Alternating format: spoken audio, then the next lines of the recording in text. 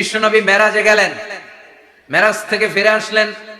বিশ্বনবী বর্ণনা করলেন, আমি বাইতুল মাকদাস দেখেছি মাঝরাতে, লক্ষাধিক নবীকে নিয়ে নামাজের ইমামতি করেছি, 7 আকাশ দেখেছি, আল্লাহর আরশ দেখেছি, আল্লাহর সাথে কথা বলেছি, আবার ফজরের আগেই মক্কায় ফিরে এসেছি।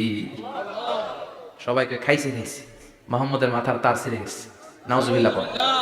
আবু জাহেল, উতবা, সাইবা সবাই মিলে একটা সুযোগ পেল, বললো এতদিন আমরা আবু বকররে বুঝাইতে পারি না, আজকে মুহাম্মদ যে গাঞ্জাখুরি কথা বলে, এটা বললে আবু বকররে আমাদের দলে নিয়ে আসা যাবে।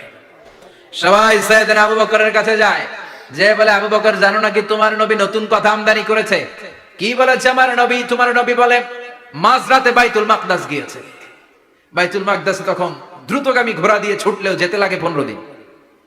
অ্যাবাউট টার্ন কাম ব্যাক, ফিরে আসতে আরো 15 দিন, মোট কয় দিন? 1 মাস, যেতে আসতে 1 মাস। তোমার নবী মাঝরাতে নাকি বাইতুল মুকাদ্দাসে ইমামতি করছে, 7 আকাশ ঘুরেছে, আল্লাহর আরশ দেখেছে, আল্লাহর সাথে কথা বলেছে, আবার ভোর হওয়ার আগে নাকি মক্কার জমিনে ফিরে এসেছে। আবু বকর বলেন, আসলেই কি আমার নবী এই কথা কইছে? সবাই এক বাক্যে বলে, হ্যাঁ, তোমার নবী মুহাম্মদ এই কথা বলেছে। আবু বকর দ্ব্যর্থহীন কণ্ঠে ঘোষণা করে দিলেন, আমার নবী যদি এই কথা বলে থাকে, আমার নবী সত্য বলেছে।